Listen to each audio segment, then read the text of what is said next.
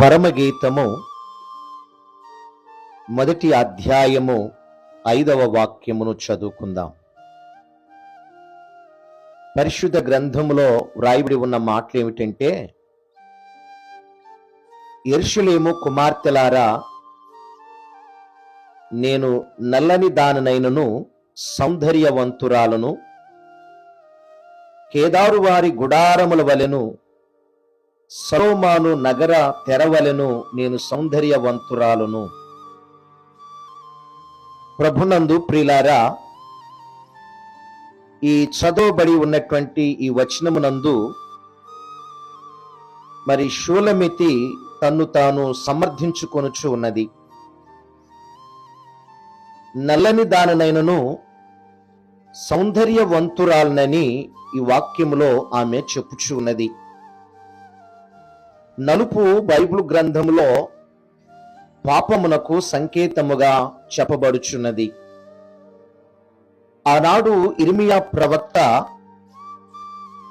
ఇశ్రాయేలు ప్రజలను సియోను కన్యకగా పోల్చి వారి దురాశతను గురించి ఇట్లా విలిపించుచున్నాడు.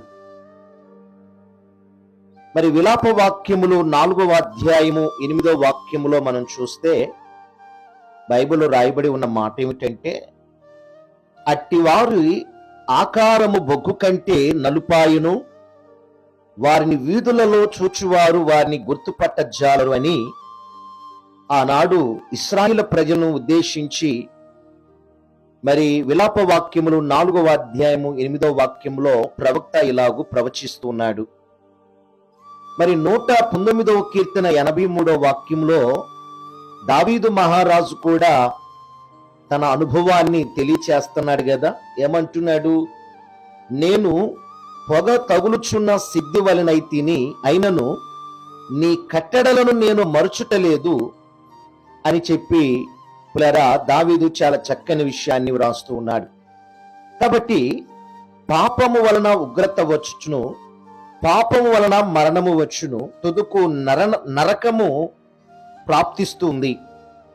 పాపము వలన వికృత స్వరూపులగుదురని చెప్పి మరి దేవుని యొక్క వాక్యములో మనం చూస్తూ ఉన్నాం. ఇటు పాపము వలన వచ్చు జీతమును యేసు ప్రభువు సిలువపై భరించి మరి శాపగ్రాహిగై మరణము నొందిన వాడుగా మనము చూస్తున్నాం. ఎందుకు ఆయన మరణించాడు?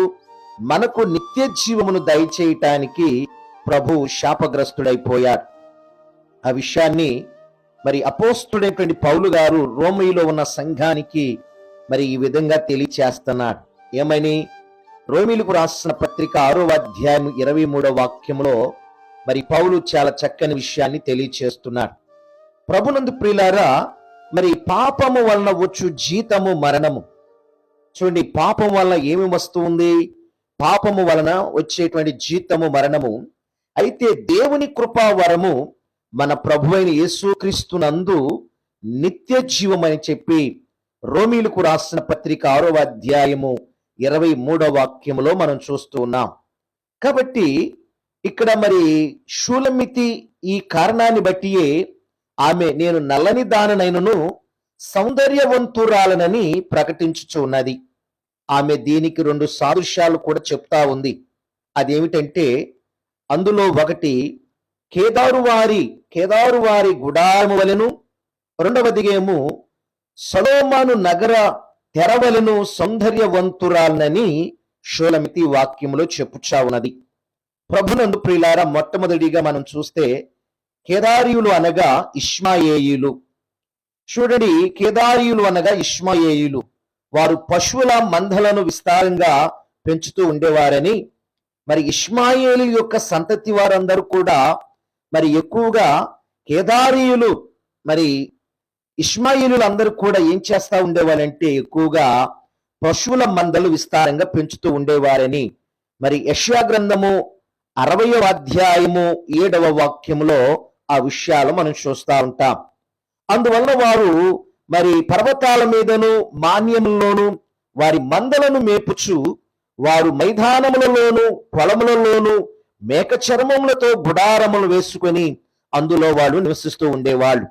ఆ గుడారాలు క్రమముగా మరి వరుసలో నిర్మింపబడి నల్లని కాంతులతో ఆ రోజుల్లో ప్రకాశిస్తూ ఉంటూ ఉండేవి ప్రియులారా. వీటిని షూలమితి తాను ద్రాక్ష తోటకు కావలి కత్తిగా ఉండినప్పుడు చూచి ఉండవచ్చు బహుశా ఈ గుడారాలను. మరి ద్రాక్ష తోట మరి కావిలి కాల్చినటువంటి సమయంలో మరి ఇష్మాయిలీలు వారు పశువులు గొర్రెల మందలు మేపుతున్నప్పుడు మరి ఇష్మాయిలందరూ కూడా చిన్న చిన్న గుడారాలు వేసుకుని అక్కడ వాడు నివసిస్తూ ఉండేవాళ్ళు.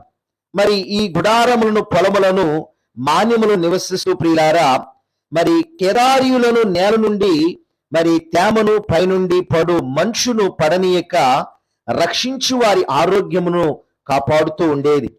ఈ కెదారీల గుడారములను ఈ లోకంలో మన దేహాలకు మరి సాదృశ్యముగా కనబడుతున్నాయి. ఇందుకు ప్రమాణంగా అపోస్తుడైనటువంటి పౌలు గారు 2వ కొరింథీయులకు రాసిన పత్రిక 5వ అధ్యాయం 1వ వాక్యంలో ఈ విధంగా వ్రాయిచున్నాడు. ఏమంటున్నాడు? భూమి మీద మన గుడారమైన ఈ నివాసము శిథిలమైపోయినను చేతి పనిగాక దేవుని చేత కట్టబడినదియు నిత్యమునై ఉన్న నివాసము పరలోకమందు మనకున్నదని ఎరుగుదుము అంటున్నాడు పౌలు. ఇందును బట్టి మరి షూలమితి రక్షణ పొందినది గనుక నేను నల్లని దాననైనను కెదారీయుల గుడారం వలె సౌందర్యవంతురాలనని ఈ వాక్యంలో తను తాను ప్రశంసించుకుంటూ ఉంది ప్రియులారా. ఇక రెండవదిగా మనము చూస్తే ఈమె సొలొమోను రాజు నగర తెరవలే సౌందర్యవంతురాలను అని చెప్తూ ఉంది. సొలొమోను రాజు గారి నగర తెరవలే మరి తెరలు నల్లగా ఉన్నను అవి మిక్కిలి సౌందర్యముగా వేయబడి ఉన్నాయి. ఎందుకంటే చేతి అల్లిక పనుల వలన వాటికి వివిధ అలంకారాలను కూర్చుట వలన మిక్కిలి శోభాశయమానముగా మరి ఆ దినాల్లో ఉంటూ ఉండేవి. ఎందుకంటే అవి ఆకర్షణీయముగా తయారు చేయబడి సొలొమోను రాజు గారి యొక్క జ్ఞానమును ప్రకటించుచున్నాయి ప్రియులారా. ఎందుకంటే వ్యర్థములో నుండి అర్థము తీయుట మరి సొలొమోను రాజు గారి యొక్క ప్రత్యేక లక్షణం. చూడి మన పరలోక రాజు అయినటువంటి యేసు ప్రభు కూడా మట్టి గటలమైన మనకు చూడండి మహాప్రేమతో మరి పరలోకపు మహిమను మనకు ఆయన ప్రసాదించుచు ఉన్నారు. అందువలన అపోస్తుడైన పౌలు కొరింథీయులతో అంటాడు. మరి ఎఫెసీయులకు రాసినటువంటి పత్రికలో కూడా మన విషయాలు చూస్తూ ఉంటాం. చూడండి, అపోస్తుడైన పౌలు కొరింథీయులతో మట్టి ఘట్టములలో మాకి ఐశ్వర్యమును ప్రభు కలుగజేసి ఉన్నాడని నీ చెప్పి ఉన్నాడు. మన మానవ మాతృలమైన మనము చీకటిలో సంచరించు పాపాత్ముల మనమును ఆత్మీయంగా నల్లని వారముగా దేవుని దృష్టికి మనము కనబడుచున్నాం. ఇందు ప్రమాణముగా అపోస్తుడైనటువంటి పౌలు ఎఫెసీయులకు రాసిన పత్రిక 5వ అధ్యాయం 8లో మరి ఇట్లా సెలవిచ్చుచున్నారు. ఏమని? మీరు పూర్వమందు చీకటే ఉంటిరి, ఇప్పుడైతే ప్రభునందు వెలుగై ఉన్నారు. యేసు ప్రభు మనలను అంధకారముల నుండి విమోచించి తేజోవాసులైన పరిశుద్ధ స్వాస్యములో పాలు పొందులు దయచేసను అని చెప్పి పౌలు గారు అంటున్నారు. కాబట్టి ఈ కారణాన్ని బట్టి సంఘ వధువునకు సాదృశ్యమైన షూలమితి నల్లని దాననైనను కెదారీయుల గుడారములను సొలొమోను నగర తెరవలను సౌందర్యవంతురాలనని చెప్పుచున్నది. ప్రియులారా, తిరిగి రేపటి ఉదయకాలమందు మరి పరమగీతములు 1వ అధ్యాయము 6వ వాక్యమును ధ్యానించేద్దాం.